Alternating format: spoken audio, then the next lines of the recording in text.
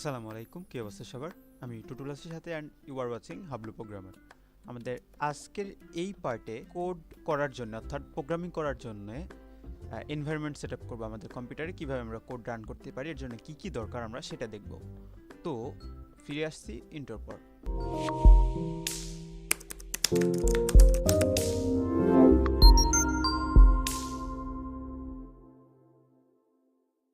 তো প্রথমে আমরা বলে নিই কিভাবে তোমরা আমাদের সাথে কানেক্ট হতে পারবে। এই জন্য আমরা গুগলে এসে আমরা যদি গুগল মামাকে বলি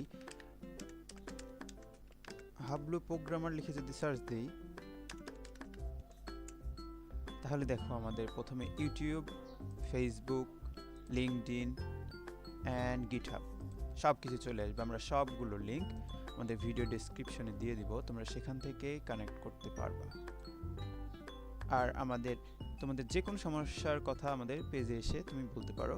আমাদের ফেসবুক পেজ এবং আমাদের ফেসবুক গ্রুপও রয়েছে, আমরা তোমাদেরকে লিঙ্কটা দিয়ে দিব, সেখানে তোমরা জয়েন হয়ে নিতে পারবা। তো আমাদের ফেসবুক গ্রুপে জয়েন হয়ে তোমার সকল সমস্যার কথা এবং কি তুমি আজকে শিখেছো সেগুলো তুমি আমাদের সাথে শেয়ার করতে পারো। এইবার আসল কথায় আসি। তো আমাদের কোড করার জন্য আমাদের দুইটা জিনিস প্রয়োজন পড়ে, দুইটা জিনিস না, তিনটা জিনিস। একটা হলো তোমার একটা যেমন তেমন একটা কম্পিউটার হলে চলবে, আহামরি অত বেশি দামের কম্পিউটার হওয়ার দরকার নাই। আর দুই নম্বরে তোমার একটা ব্রাউজার দরকার। যেমন আমার পছন্দের ব্রাউজার গুগল ক্রোম, আমি গুগল ক্রোম ইউজ করি, তুমি ফায়ারফক্স অথবা অন্য যে কোনো ব্রাউজার ইউজ করতে পারো, কোনো সমস্যা নাই। এবং আরেকটা লাগে, একটা কোড এডিটর লাগে। সো কোড এডিটর হিসেবে আমি ভিএস কোড ইউজ করি। সো আমি যেহেতু ভিএস কোড ইউজ করি, এই জন্য তোমারও যে ভিএস কোড ইউজ করতে হবে এমন তো কোনো কথা নাই। তুমি আরও অন্য অনেক কোড এডিটর আছে, ব্র্যাকেট আছে, অ্যাটম আছে, অনেক কিছু আছে, তোমরা ওইটাও ব্যবহার করতে পারো। তো আমি যেহেতু আমার পার্সোনাল রিকমেন্ড থাকবে ভিএস কোড, কারণ আমি এটা ইউজ করে মজা পাই। গুগল মামাকে আমরা গিয়ে যদি বলি ডাউনলোড ভিএস কোড দিয়ে যদি আমরা এন্টার চাপ দিই, তাহলে প্রথমেই দেখো যে লিঙ্কটা আসছে, সেই লিঙ্কটাই আমরা যদি প্রবেশ করি, তাহলে লিঙ্কটা আমরা ভিডিও ডেসক্রিপশনে দিয়ে দেবো।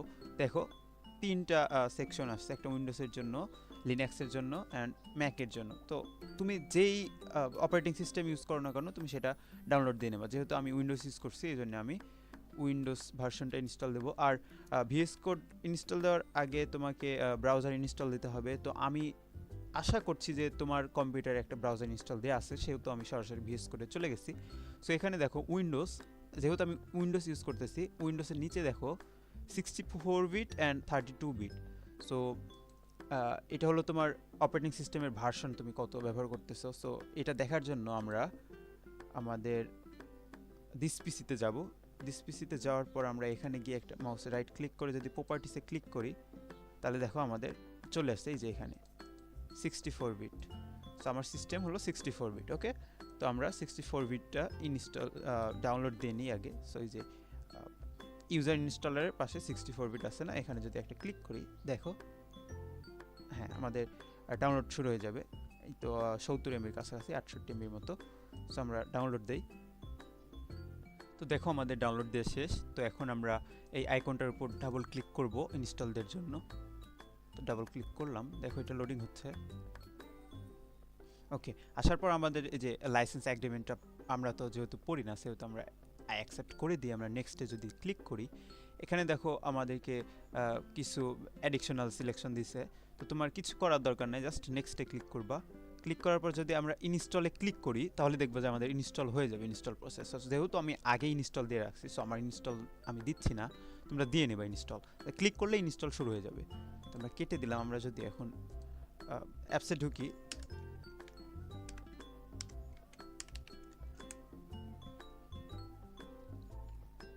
তো অ্যাপসটা ওপেন করলে ঠিক এমন ইন্টারফেস দেখাবে।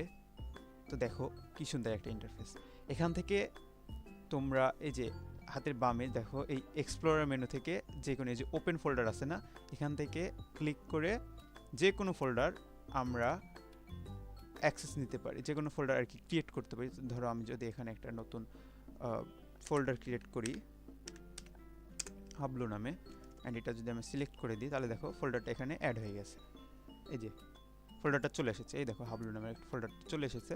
তো এখানে যদি আমরা আমাদের ফাইল তৈরি করতে পারি চাই, তাহলে এই যে নিউ ফাইলে ক্লিক করে এখানে যদি আমরা লিখে দেই তাহলে দেখো আমাদের HTML ফাইল ক্রিয়েট হয়ে গেছে। এইভাবে আমরা ফাইল ক্রিয়েট করতে পারি। আর এই পাশে দেখো সার্চ অপশন, এরপরে এটা গিট অপশন, এটা আমরা পরে আলোচনা করব আমাদের। এরপরে ডিবাগ অপশন, অ্যান্ড এরপরে আছে দেখো এক্সটেনশন অপশন। এখান থেকে আমরা এক্সটেনশন ইনস্টল দিতে পারি আমাদের কাজের সুবিধার জন্য, রাইট? গুগল ক্রোম অথবা ফায়ারফক্সে যেমন আমরা আমাদের কাজকে আরও সহজ করার জন্য কিছু এক্সটেনশন ইউজ করি না, ঠিক তেমনি আমাদের VS কোডেও আমরা কোড দ্রুত রান করার জন্য আরও অনেক কিছু করার জন্য আমাদের এক্সটেনশন প্রয়োজন হয়। তো আমি যে এক্সটেনশনগুলো ইউজ করি তার ভিতর কয়েকটা জনপ্রিয় এক্সটেনশন তোমাদেরকে বলি। যেমন অটো ক্লোজ ট্যাগ, ধরো তুমি একটা ট্যাগ ওপেন করছো, সাথে সাথে ওই ট্যাগটা ক্লোজিং ট্যাগ হয়ে যাবে যদি এই এক্সটেনশনটা ইনস্টল দিয়ে রাখো। তো জাস্ট এই যে এখানে সার্চ অপশন আছে না, এখানে যদি আমি লিখি অটো, তাহলে দেখো auto rename tag, auto close tag, এই দুইটা ইনস্টল দিয়ে নিবা। অটো রিনেম ট্যাগ হচ্ছে অটোমেটিক্যালি তোমার ফাইলের নেমটা চেঞ্জ হয়ে যাবে। অ্যান্ড অটো ক্লোজ ট্যাগ, এই যে জাস্ট এখানে আনইনস্টল লেখা আছে না, এখানে তোমারটাই ইনস্টল লেখা থাকবে, যেহেতু তুমি ইনস্টল দাওনি। সো ইনস্টল দিবা, তাহলেই হয়ে যাবে। এরপরে আমরা আরও কিছু ইউজ করি, যেমন কোড রানার। তোমার কোডটা সুন্দরভাবে যে কোনো কোড রান করার জন্য এটা ব্যবহার করা হয়। অ্যান্ড আমরা যখন জাভাস্ক্রিপ্ট নিয়ে কাজ করব তখন আমরা এই এক্সটেনশনটা ইউজ করব। জাভাস্ক্রিপ্ট এক্সটেনশন খুব উপকারী, যে কোনো কোড শর্ট লেখার জন্য আমরা ইউজ করে থাকি। আর সবচেয়ে বেশি যেটা প্রয়োজন হবে সেটা হচ্ছে লাইভ সার্ভার, অর্থাৎ আমরা এখন কোড করতেছি এবং সাথে সাথে কোডটা আমাদের ব্রাউজারে শো করার জন্য আমরা লাইভ সার্ভার ইউজ করি।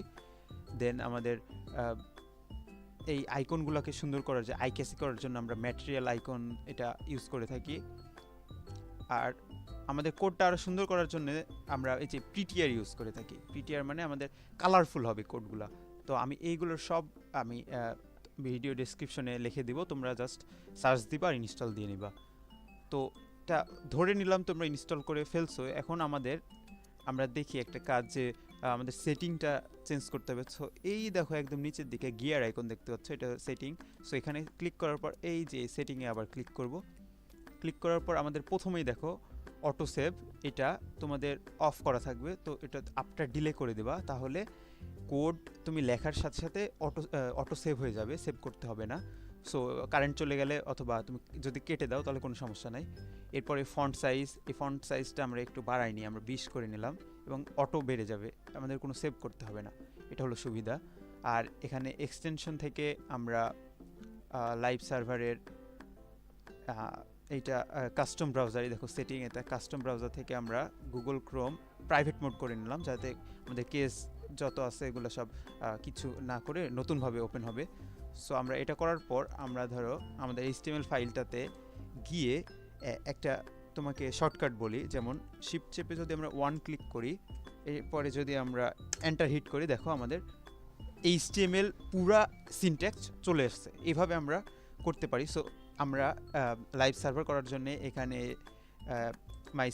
মাউসে রাইট ক্লিক করে এই যে দেখো ওপেন লাইভ সার্ভার, এখানে ক্লিক করে সো আমরা প্রথমবার অ্যালাউ চাইবে, আমরা অ্যালাউ দিয়ে দিই। ওকে, সো আমাদের হয়ে গেছে। এখন আমরা যদি এটা পাশে রাখি, তো এরপরে যদি আমরা কিছু কোড লিখি, যেমন h1 ট্যাগের ভিতরে যদি লিখি যে হাবলু প্রোগ্রামার, দেখো আমার সেভ করতে হয় নাই, সরাসরি লাইভ সার্ভারে আমাদের কোড শো করতেছে। সো এই হলো আমাদের এই লাইভ সার্ভারের সুবিধা।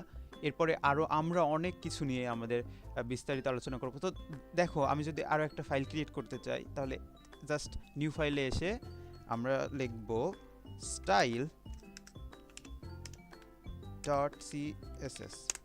দেখো আমাদের ফাইল খুব তাড়াতাড়ি সিলেক্ট হয়ে গেছে। এমন আরও শর্টকাট, যেমন আমরা এটা এখান থেকে না করে আমরা Ctrl+N থেকে আমরা করতে পারতাম। এই দেখো Ctrl+N থেকেও এখান থেকে আমরা ফাইলের নাম দিয়ে করতে পারতাম একদম ইজি উপায়ে। দেখো আমাদের চালু একটা নতুন ফাইল ক্রিয়েট হয়ে গেছে।